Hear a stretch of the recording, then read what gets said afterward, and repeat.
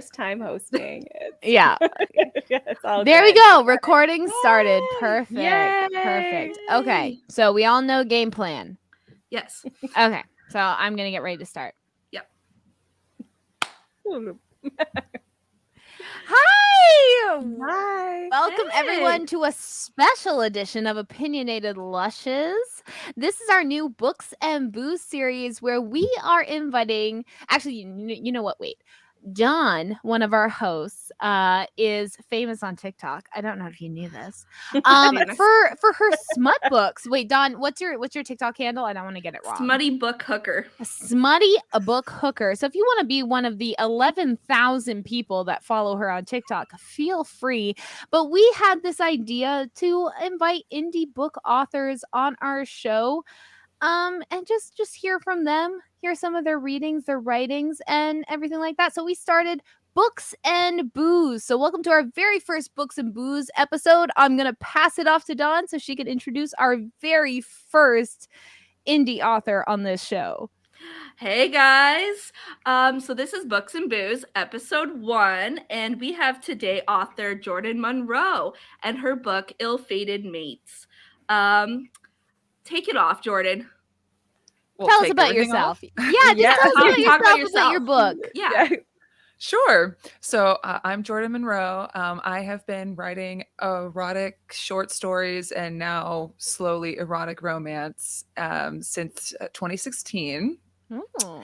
I live somewhere between Baltimore and the DC area. So most of my stories center around the DMV area. They say write what you know, and I really don't like researching new places, even though I love to travel. So, but the book, my debut novel, I published it June 2022. And I decided to just really swing for the fences. And I have written a virgin hero monster romance. Nice. Titled Ill-Fated Mate, a steamy monster romance. And it's weird to say like I love my own book, but I genuinely love this book. I love the hero that I really crafted. I immediately, when I was writing it, really honed in on him, really wanted to take care of him. The heroine, of course, is important, and she has her own like special place in my heart, but the hero specifically, because I have been paying attention to this particular inspiration character since I was 2 years old. So the impetus for this as a kind of like a lifelong thing. Have any of y'all seen the Disney movie Fantasia? Yes. Okay. So are you familiar with Chernabog? I'm trying to remember. It's been a while. Yeah, so he's at the very end during Mussorgsky's Night on Bald Mountain. He is the gigantic winged creature in the mountain. Yeah. He's really scary looking. Yes. Yeah, So, he's god of the night. Yes. So Yeah. he's based off of the Slavic god of ill fate, named Cernabog. It's Latin. And I just remember indulging in some adult substances of a plant variety about 10 years ago. Is it marijuana? Because we're allowed to talk about It's marijuana. Yes, it We're was. Canadian, so it's okay. Oh, there you go. Legal Okay. here. Yeah. And I remember watching Fantasia with my then boyfriend, now husband, who himself is also a musician. And Nice. I've been playing the French horn for more than 20 years, and he went to the Jacob School of Music for percussion performance. So again, that's why the background is my book cover and not his percussion equipment. That's awesome. If you haven't listened, my husband does music as well, and he has his studio, and it looks If I did it, it would be like guitars lining the whole wall. So Yes. I get it. Yeah, because he's in 2 metal bands and they have their own podcast, and same thing where the guy who like does the recording has like a wall of like 10 guitars. And I'm just like, I'm not attracted to you, just your guitars. Just the Just the guitars. guitars. He's delightful, but I'm here for the guitars. Yeah. I'm not attracted to you. It's just Yeah, Like, like good thing you clarified, you know. But back to Fantasia. So we were both pretty high, and I got to when I was a small child, I nearly ruined the VHS copy, and my parents were like, they after Dance of the Hours, which is like the dancing hippos and stuff, they were like, that's it, the movie's over, you don't get to watch the last bit because it's too scary. But then as an adult, I was like, I can do what I want, which of course means watching an adult now. Watching the end. And I was just like, Disney, you did not have to make him this hot. You really didn't. They didn't know. And typically how I end up writing stories is my brain will conjure up a scene, just a moment, and all of a sudden it's like, well, now I need to write an entire story or novella or, God forbid, even a whole book about that just to use that. And I had this idea of, because he comes out in the opening measures, he emerges from the mountain with his wings furled like that in front of him, and then he just like unfurls his wings. So I was like, what if we did that in reverse? What if you had a lady friend or a male friend, whichever, and he was just like, I am gonna hold you in my arms and keep you cocooned in my wings and just take care of you. that's cute. So this is a fated mates, forced proximity, and a virgin hero tropes are at play in this book.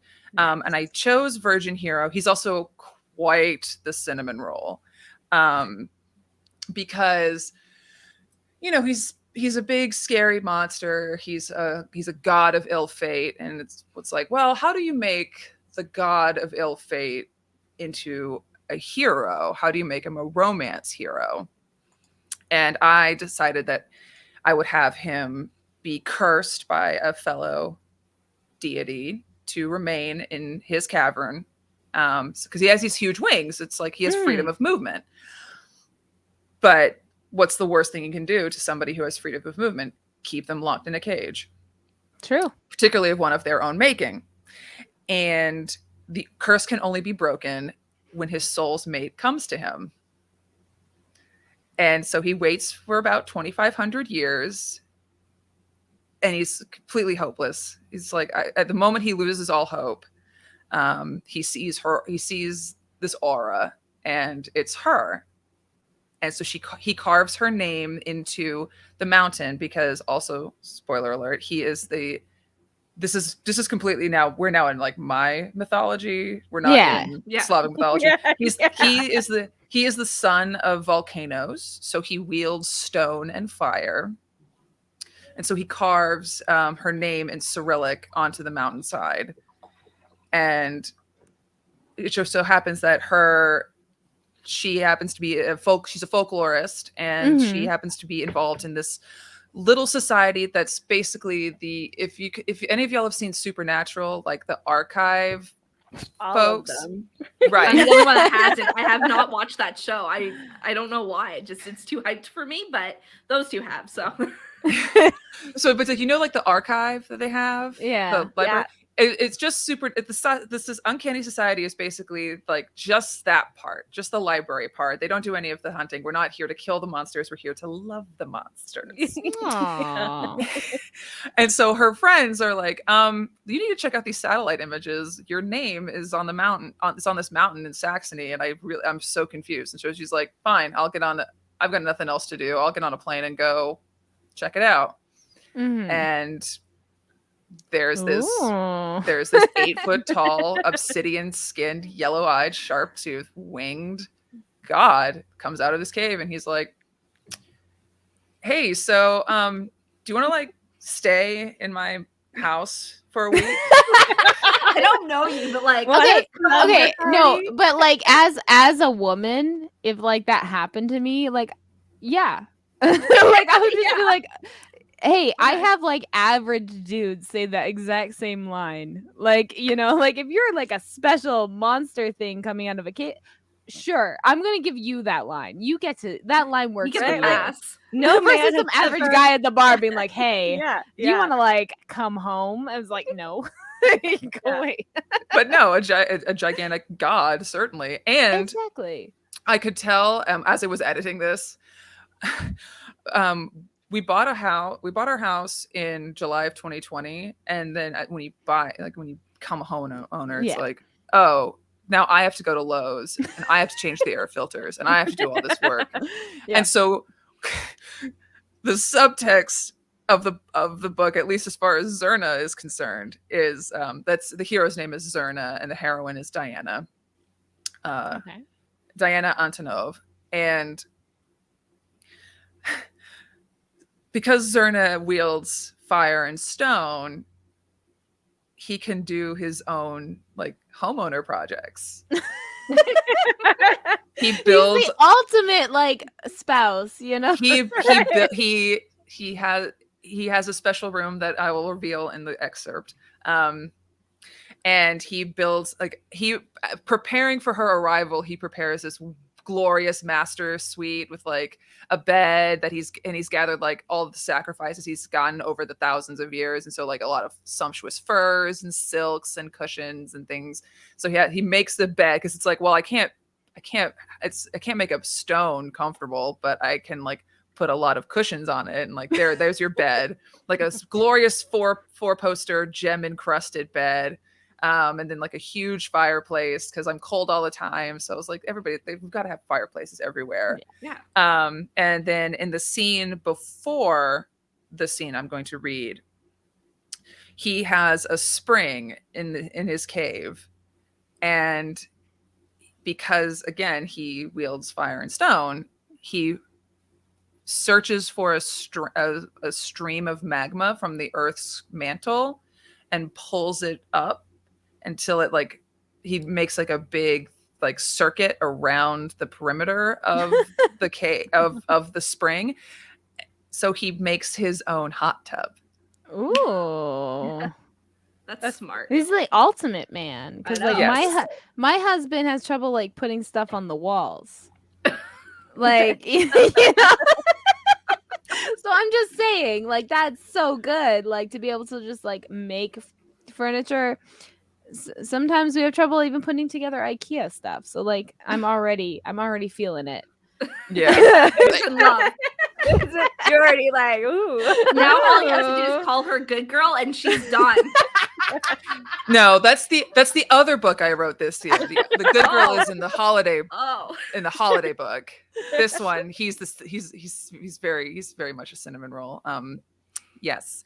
And you were mentioning like your husband has a difficult time like hanging out things on the wall. There was a TikTok trend about like the every morsel of feminism fleeting my body. Yeah. When a man could be holding a drill, but like doing anything around the house, any DIY project, I'm just like, oh, you're making my house comfortable? Yeah, You're making it nicer? Yeah, the feminine gaze is getting shit done. Like that's It's doing arms the with thing you veins. said you were gonna do in the first place. That is the feminine gaze. That's fellas.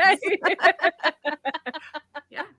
During the summer, I will randomly just tell my husband, I think you need to mow the lawn. And he'll be like, I did it like 2 days ago. Do it again. Do it again. Just go outside.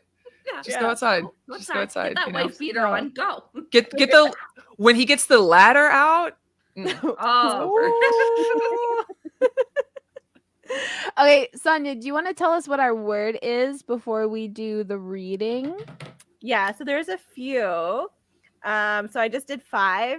So I have taste, rub, touch, kiss, and blow. So any of those words. I Jordan, picked them. do you want to decide the word? Oh no, it's what any of those. We just all those words.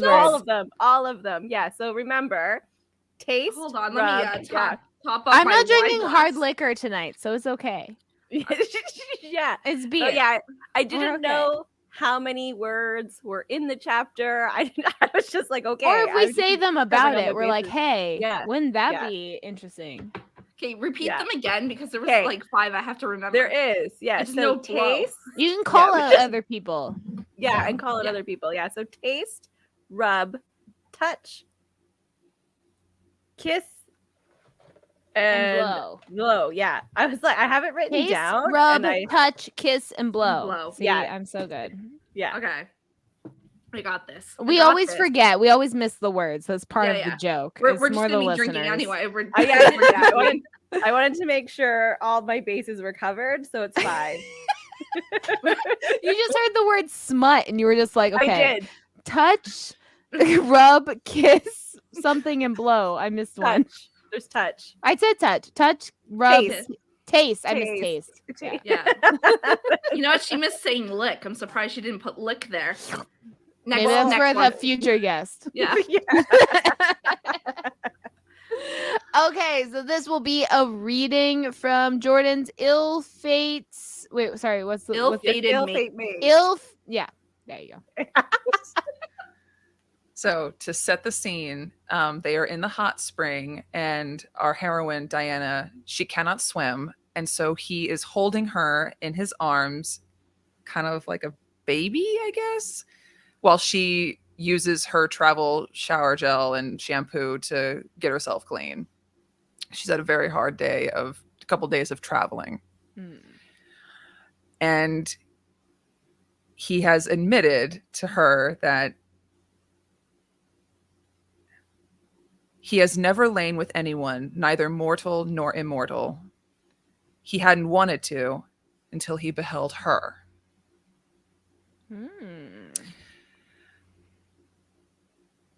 In a low voice, she asked, "Would you like to change that?" Diana quivered in Zerna's hands, yet held his gaze. She knew she had asked him a bold question, but based on how he'd been treating her this afternoon and evening, she got the impression that she needed to give him permission to be free with his words. From the way the delicate dark skin near his eyes shuddered and the subtle muscles near his lips fluttered, she could tell he was nervous. Based on his admission, his nervousness was warranted. And so was hers. Diana closed her eyes and considered the dreams that had been plaguing her since she crushed her engagement ring beneath Grigori's truck's tires. At first, she had either outright dismissed the dreams or admonished herself for believing that a mighty supernatural being would deign to seek her out for pleasure, let alone care about her own enjoyment. She never experienced such things before. Now, obviously, here she was, her body in his grasp, her legs drifting closer to his skin radiating wondrous heat to which her body was drawn. Her understanding of what she believed to be real had taken some serious left turns in the last few hours. However, Zerna was real, and in a couple of hours, he had treated her with more respect and care than she'd ever experienced from any man who had seen her naked body. He'd seen to her comfort and expressed genuine curiosity about her life beyond his cavern. More importantly, she couldn't ignore the fluttering in her belly, the tightness along the base of her spine, or the throbbing pulse surging down to her clit. "What does that entail?" he asked, pulling her closer to him. He shut his eyes and moaned a little when her feet brushed against his legs. Her heart ached for him. "Whatever you want, Zerna. We can do whatever you want." The god gazed down at her, his eyes pools of gold. He opened and closed his lips a few times before whispering, "I want to see you experience ecstasy." Diana studied his face. The questioning look in his eyes, the sheepish lift of his lips, and the tension in his brow led her to conclude that he struggled to put the true nature of his desires to words. "Ecstasy?" The god flared his nostrils. "I'm afraid I do not know the word for it. It's something you mortals do when you are together. Your poets across time and language write about it." Diana shook her head rapidly. "Wait, how do you know about poetry?" Zerna flexed his wings again, keeping their heads above water. "There is a library within my cavern. I planned on showing it to you after you settled into your room." For what had to have been the 1,000th time that day, her jaw hung stupidly for a moment before she remembered herself and snapped it shut. I would love to see your collection. The god relaxed, and Diana felt the tension seep from him. She rubbed her hands up and down his roped, warm forearms and allowed herself to believe that having an orgasm by Zerna's hands would not be a hardship. It would be a pleasure to have you see it. She grinned, and before she could stop herself, she blurted, I hope that's not the only thing it would be a pleasure for you to do. Zerna gripped her body more tightly and forcefully flexed his wings downwards, the water splashing around them. Don't tease me, I beg you. You do not know how long I've yearned for anything like this. She wiped the playful expression from her face. You're right, and I didn't mean to tease. I want whatever you want, Zerna.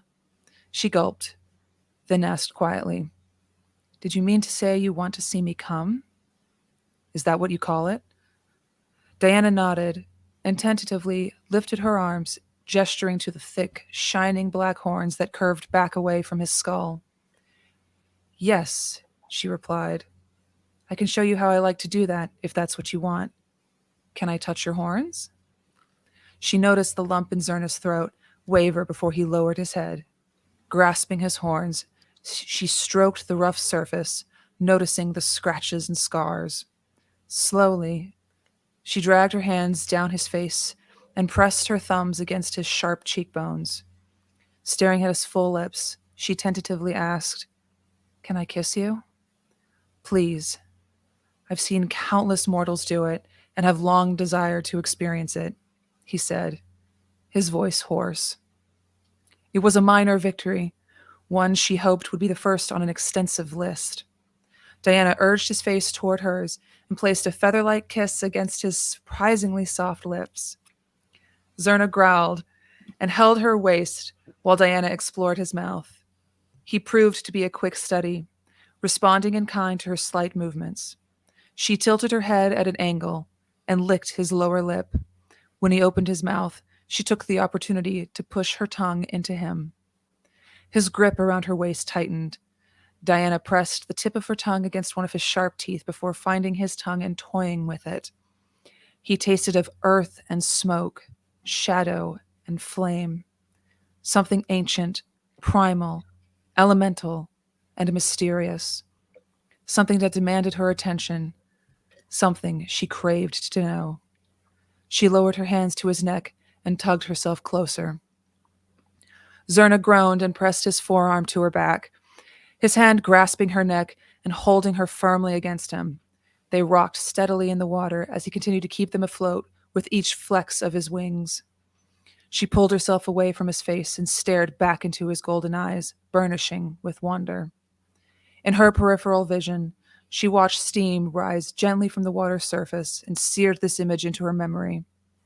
With his other hand, he ran a large finger down the center of her chest before bringing it back to her neck. May I touch you here? He asked quietly. I was hoping you would, she answered, offering her neck to him. Tentatively, the god brushed his lips against the soft flesh, and Diana shuddered. He did it again, this time licking the water droplets away. His tongue was rougher than a man's, thick and hot against her skin, each stroke deliberate and wondrous. A subtle pain shot through her that quickly dissipated as Zerna caressed her freshly bitten skin with his tongue. My God, do that again, she begged. She felt his smile against her skin before he bit her again, this time slightly harder. Diana rocked her hips against his and clung tighter to him, her nerves on fire. Her capacity to calmly and rationally make decisions rapidly diminished. She wasn't a stranger to sex, but not even one of her previous partners had made her blood alight the way this god apparently could. Zerna pulled away and returned his gaze to her. Fully hypnotized, Diana would do anything he asked just to chase that overwhelming flood of sensation again. He gripped her waist and stared hungrily at her body, like a predator before launching itself at its prey. If he could wring this kind of pleasure out of her from a few licks at her neck, she'd let him devour her and leave her wrecked and ragged. I want to taste every inch of you, Zerna whispered. Oh, Diana exhaled sharply. The god immediately lessened his grip on her. Should I not have said that? She pulled tighter around his neck and wrapped her legs around his waist, undulating her hips twice, marveling at the rigidity of his muscles. Breathlessly, she said, Zerna, that kind of talk absolutely works for me. Tell me what you're thinking. Please. His eyes darkened. I understand, Diana. He trailed a single dark finger from her neck to her clavicle, his other fingers grazing her soft flesh. Can I touch you there? He asked, his voice like gravel. She reached for his large hand and spread his fingers between her breasts, his claws creating subtle valleys in her swollen flesh. She felt her racing pulse against his palm and arched into his touch. You can touch me anywhere, she exhaled. Zerna slowly traced his palm over her left breast, his fingertips grazing her taut nipple. He brushed his knuckles against the side of its curve before traveling to its underside and cradling it in his palm. Much as Diana appreciated how careful he was with her, she wanted more. Releasing one arm from his neck, she reached for his other hand and brought it up to cup her other breast. Holding on to him with her legs entwined around his waist, she entangled her fingers with his. Diana squeezed his hands and rolled her hips against his belly, panting, allowing the powerful waves of pleasure crash over her. Letting go of Zerna's hands, she clamored for his shoulders and arched her back, thrusting her chest toward his face. Lick me here, she whispered. Zerna pressed his tongue against her skin, traveling from her collarbone to the top of her breast. Grasping his horns, she pulled him lower and thrust her breast into his mouth, craving everything he offered. The god, apparently eager to please, responded in kind and circled her nipple with the tip of his rough, wet tongue. Diana sighed and clung to his horns while he clasped her body, holding her ever so tightly. There was no way she could pull away from him. In the recesses of her mind, she realized that for the first time in her life, her pleasure would be paramount to her partner. And she would take every advantage of that fact. She tugged on Zerna's horns, and he released her swollen flesh. Diana kissed him hungrily, her tongue delving deep into his mouth. He flexed his wings again, keeping them above the water's surface, but he groaned. Diana pressed feather-like kisses to his impossibly broad, smooth chest. Beneath the water's surface, she grazed her fingertips across his stiff, charcoal-colored nipples. He shuddered, and she repeated the movement, wanting to give him even a fraction of the powerful sensations he'd been giving her. Glancing down at where the thin linen around his waist peeked above the water, she wondered what hid beneath the fabric. Zerna yanked her towards him, crushing her breasts to his chest. Thrusting his wings, he launched them out of the water and landed on a stone opposite to where she left her toiletries. The smooth surface was marbled black with silvery streaks running through it. He'd placed her on her feet between two thick stalagmites, which he now gripped with such ferocity Diana could see every contour of his arms. She shivered, closing her arms over her soaked, naked body. The god threw up his arm and cast another fireball, which hovered above her head. Let me look upon you, he begged. As her skin warmed, she relaxed her limbs and let her arms fall to her sides. Watching his eyes turn from burnished gold to rich amber, she arched her back. Every nerve ending was alert to his perusal. Whatever he asked for next, she'd allow it without question. Zerna lifted his wings and curled them around the stalagmites, wrapping them both around in the fire's warmth. The gnarled points hung over her, barely out of reach. The god panted and gazed at the junction of her thighs, running his thick tongue that had worked wonders against her neck and breasts along his lips. Show me, she commanded quietly. Zerna stopped licking his lips. Show you what? Show me your tongue. The god furrowed his brow, then slowly unhinged his jaw. She didn't blink as he thrust the long, thick organ from behind his teeth, its midnight-dark, wet surface glistening in the torchlight. Ridges dotted its surface, perhaps scars from catching on his sharp teeth. He said he wanted to taste every inch of her, Diana mused. With that tongue, She'd let him. Diana stepped closer to him and cupped his cheeks. You said earlier you wanted to see me experience ecstasy, she whispered. Zerna flared his nostrils. I would tear down this mountain and rebuild it again to see that, he declared quietly, biting her lower lip and quieting her inner critic. She reminded herself that this being kept saying he wanted nothing more than her pleasure. She glanced down at her body, then back to his molten gaze. To reach ecstasy, I need you to lick me. I've been doing that, he uttered. Diana closed her eyes. Of course, she'd have to be more blunt. And that has been phenomenal, but I'm not there yet. In a manner quite unlike her, Diana trailed her fingers from her navel to her pubic hair. Exhaling a shaking breath, she pushed a finger inside herself and swirled it around, moaning and shuddering. Removing it, she opened her eyes, raised her hand, and rubbed her soaking wet fingertip across Cerna's lips. The god licked them and caught her finger between his lips, swirling his heated tongue over her fingertip. He closed his eyes and growled, savoring her taste before slowly opening his eyes and releasing her finger, pinning her with his gaze. If you need me to lick you there, for you to give me what I wish to see, I will gladly drown in your taste, Zerna whispered. Diana coughed and pressed her hand to her chest. No sooner had she processed his words than he leaned forward and circled his tongue over a taut nipple. Her limbs like liquid, she surrendered to him and arched again, finding his horns and holding on to them to keep herself upright. You can bite it, she whimpered. Sharp pain pierced through her before a wash of pleasurable fire crashed over her. She cried out and he made to stop, but she pulled her head closer to him, burying his face in her breasts. He soothed the nipple with the wet, roughened surface of his tongue before biting down again. Again she cried aloud and urged him to repeat it. He released her nipple and did as she silently implored to its partner. Amazed at his willingness to read her body, Diana spread her legs and reached for her pussy. She was soaked everywhere. Against her soft skin, she felt Zerna flare his nostrils again. Your scent.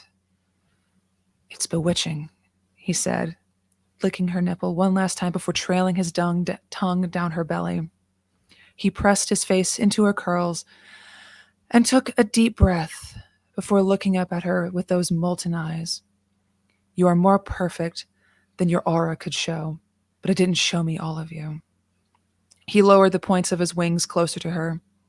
Hold on to these.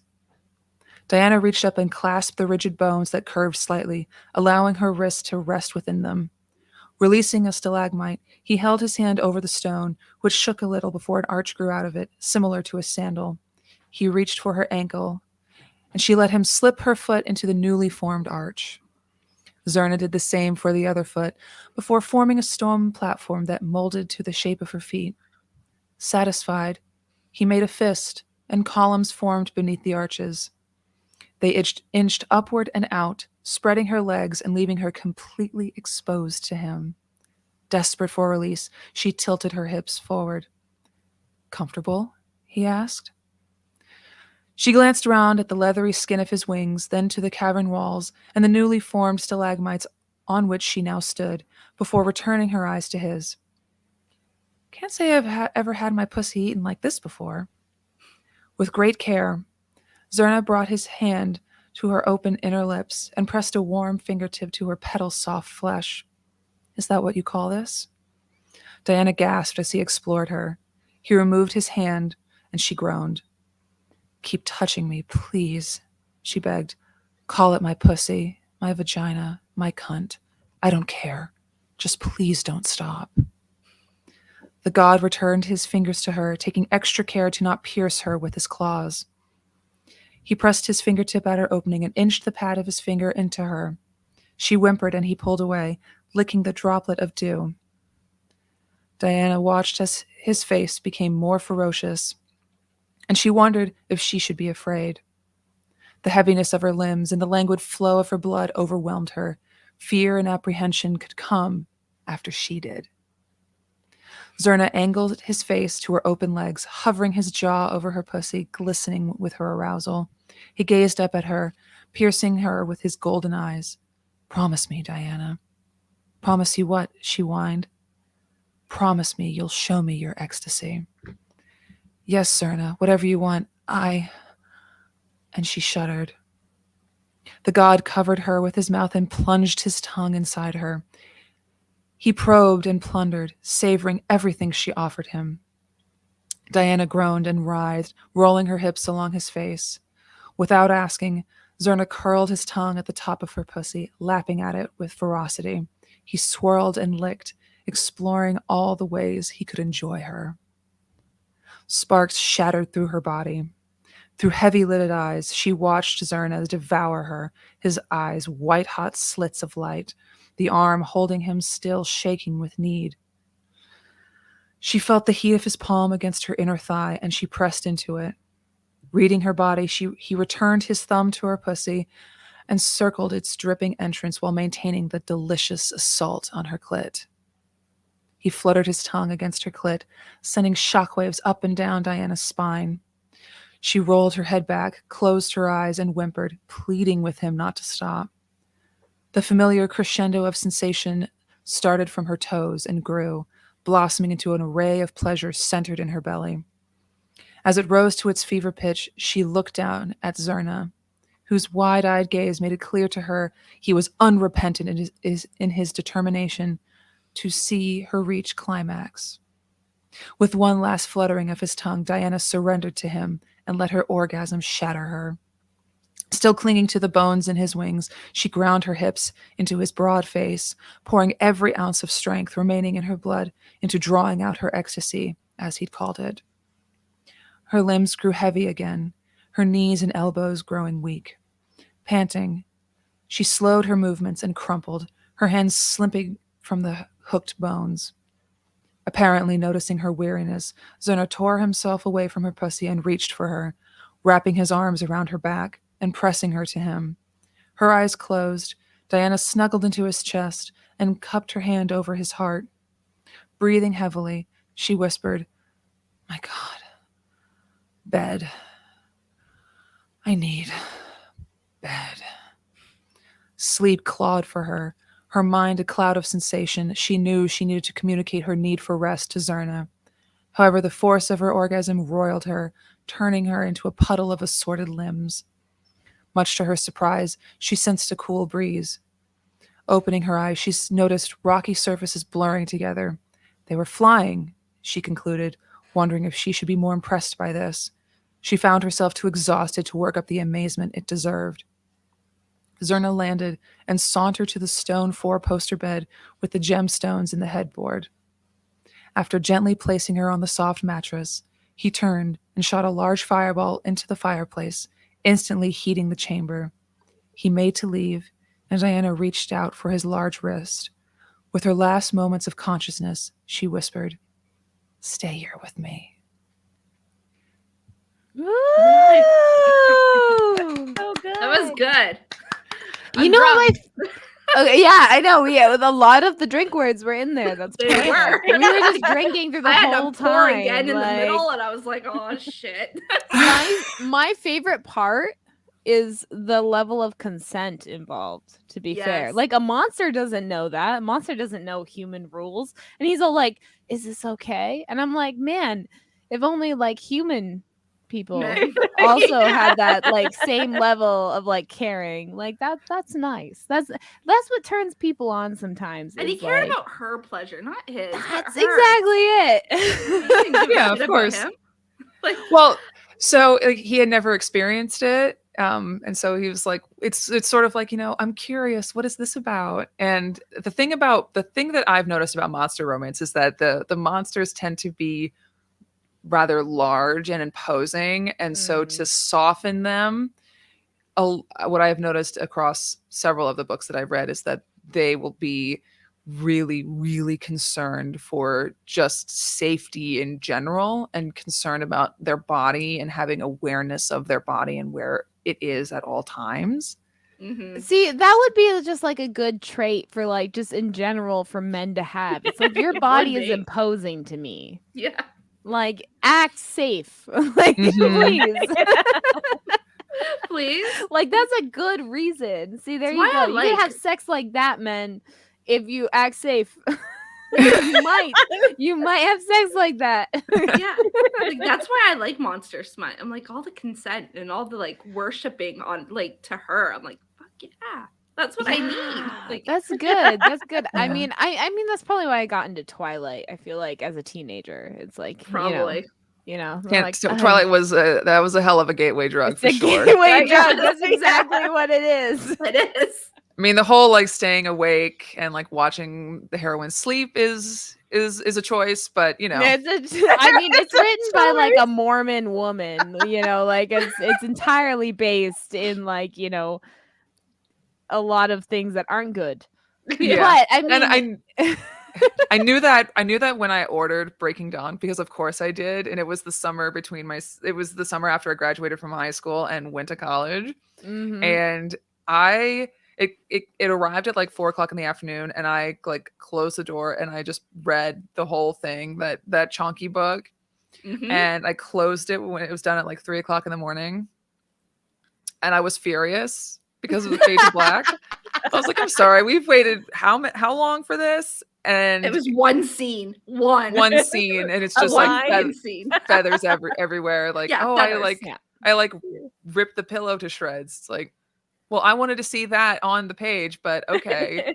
Yeah, I was like, reading like Bertree Small and Connie Mason at like a really young age, so Yeah, I always it I might would have something to say do with some things. I always say the story of Twilight was decent. It was the writing that was terrible. The execution.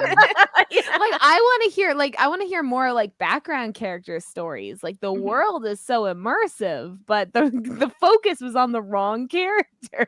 Truly, like let's have more of the secret society, the what were they called, the Volturi, I believe. Yeah. Yes. It's shocking. I Exactly. have not read those books in quite some time, and the At fact that least 10 years. these long-term memories are still in here. They're It still there. scars you. It scars you. It's I have a pretty question. Like, how did you start like writing? I find the hardest part is finishing writing. Like, it's easy to get started. I find like I write a lot of things, but I Mhm. never finish writing, like writing a whole book or whatever. Yeah. So, like, how did you figure out a way? I mean, whatever works for you that was able to make you finish a whole book. Like, that's A huge. firm deadline was pretty handy. Yeah, that makes sense. I schedule, like, luckily the editor that I work with is also a dear friend of mine, and so I schedule around her schedule. Mhm. And I was like, so I have to get this to her by this date, and I have to backdate it, and then I consider myself a plantser. So I do like a tiny amount of plotting, but mostly pantsing. So plotting and pantsing. Plotting is people who do plotting. They're like, they have an outline, they have character sheets. Yeah. They basically like do all of the below the surface iceberg stuff beforehand, Mhm. and then they get to drafting. Pantsing is the opposite, where you just like we literally fly by the seat of our Your pants. pants. Yeah, Yeah. that's good. Yeah. And I do a combination of both. I had a pretty good sense of the overall arc of this book and its sequel, which I am working on, because Zerna has a brother, because there's a god of ill fate, so there's a god of auspicious fate, and he's Mm. very different from Zerna. And Yes. I've yes. read this book. So the epilogue had like a little bit of a cliffhanger there. And I was like, here we go. There's book 2. There's going to be a book 2. Of course, Yes. of course, I know. I knew what to do. I've read enough romance to be like, gotta set this one up. Yeah.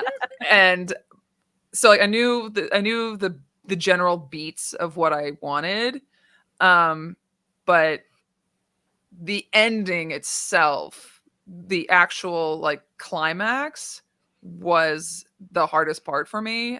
I was just like, how do we get these two to like have a low moment and then a reunion and all is well. And it was certainly having to pull some tarot cards and just like look at pictures, look at pieces of artwork, and just sort of pull from different things, and then to just be like, all right, we got to wrap this up. Yeah. So There are- like what I'm just curious, what made you drawn to this genre specifically, like for writing?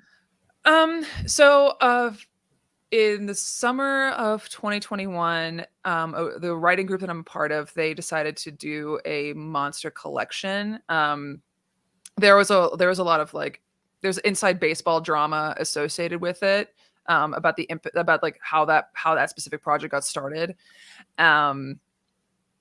And so we had all these authors that had these existing monster romance novelettes or novellas, of varying lengths, and they were like, we don't know what to do with them, so we took them in, and I write with a group of like a whole bunch of authors from all over the world who are experienced self-published authors, and they're like, we are going to help you out, and we're going to put this That's collection together. amazing.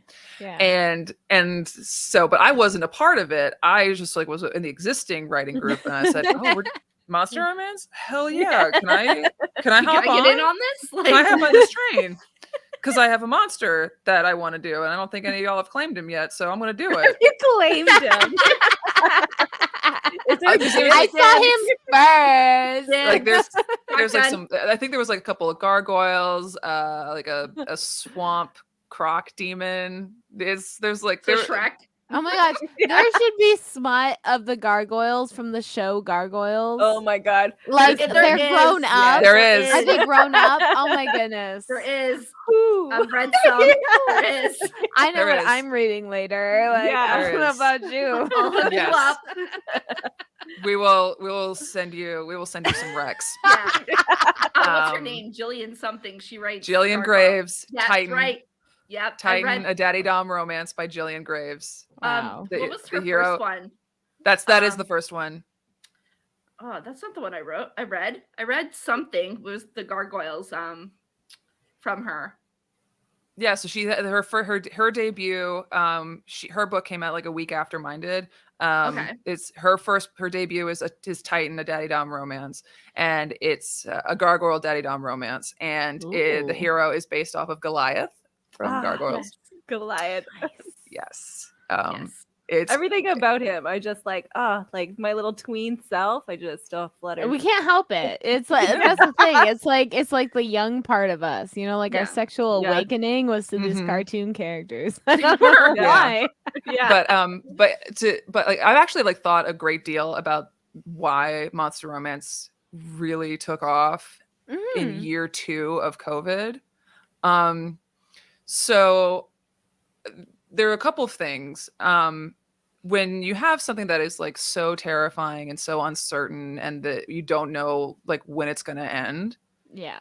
it kind of makes sense that you're going to be drawn to, like, if you're already a horror fan, you're already like interested to like you crave being scared, you crave being with that adrenaline. Yeah. And much as COVID was a collectively traumatizing experience, it was also for a lot of people quite mundane. Like, you're stuck at home Yeah. Mhm. all the time, like Yeah. more so than you usually are. And so getting into that, there's like a different kind of trauma in that aspect. Like, I'm doing the same thing over and over again. And so I am craving some kind of excitement. And Yeah. what's more exciting than a gigantic, scary, spider alien, a la Ensnared by True. Tiffany Roberts. And then specifically with like the heroine with my book, this was like maybe 3 or 4 weeks into COVID, and I'm pretty sure it was the Washington Post. I tried to look for this article, and I couldn't find it. But there was this article in like the lifestyle section of this woman who owned her own software company, like her own small business, Mhm. and she has three children, and I think her husband had also like just lost his job, so she was running the show, her business, at her house. Yeah. And she was like, husband, you take care of Zoom school for the kids. Yeah. Be prepared to be mad. He couldn't hack it after 3 days. Of course And not. He's Why a would he? man.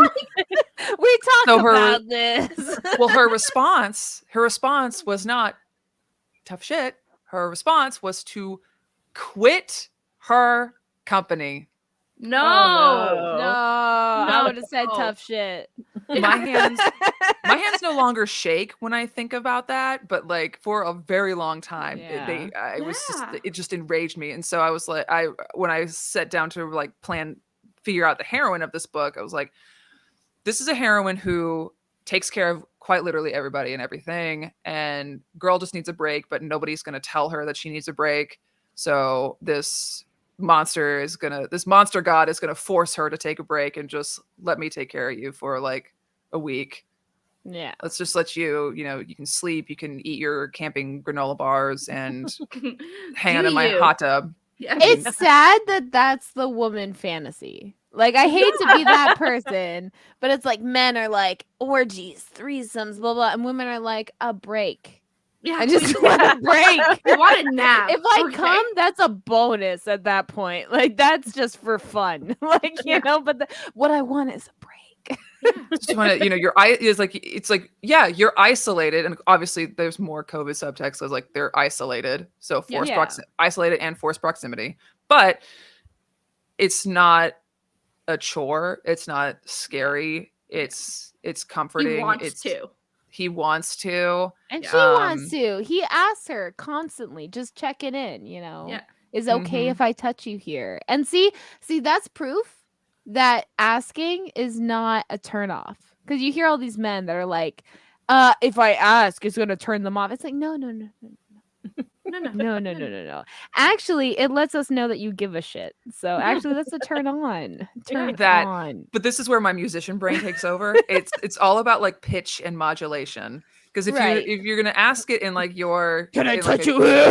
Yeah, or the complete opposite. If you're gonna ask in like a silly voice, can you touch me? No. Did you hear?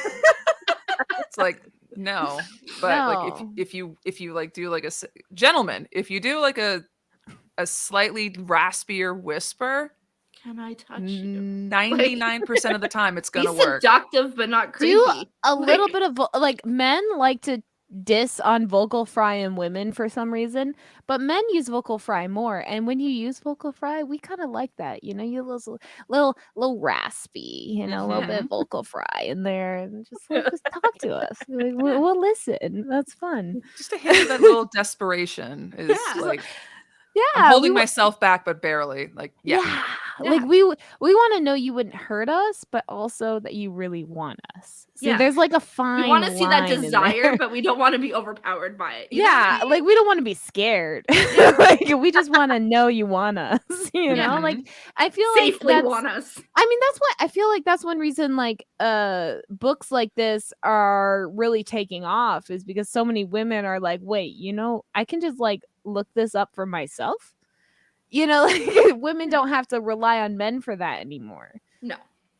So I feel like that's one reason, like a lot of this, I personally don't read smut a lot, but I read a lot of horror books that contain like smut chapters and that kind of thing.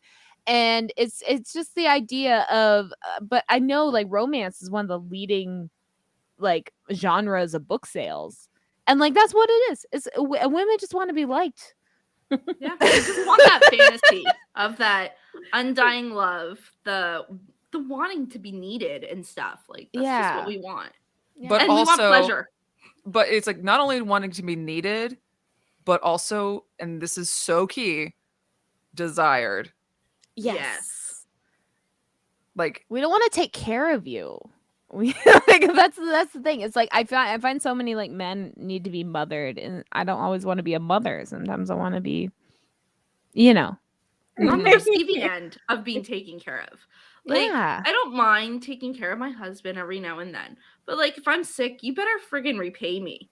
Like I'll be pissed if you're not rubbing my feet and giving me soup, like I'm signing the divorce papers yesterday. Good thing he does do his own, and he's fantastic with the kids and whatever. So and he works and I do the stay-at-home crap, you know. But yeah, like I get it. Well, that's good. Jordan, we're ending up on this hour. If you want to plug any of your social medias, your book, any future books, I know we are looking for a sequel to this book that you just read, which I'm excited for. So yeah. Yeah, so this was Ill-Fated Mate, a steamy monster romance. You can find it on Kindle Unlimited. And the sequel is titled Hard-Won Prize and is still very much a work in progress, so I will beg for your patience. You can follow me at Twitter at Mrs. Jordan Monroe, MRSJordanMonroe.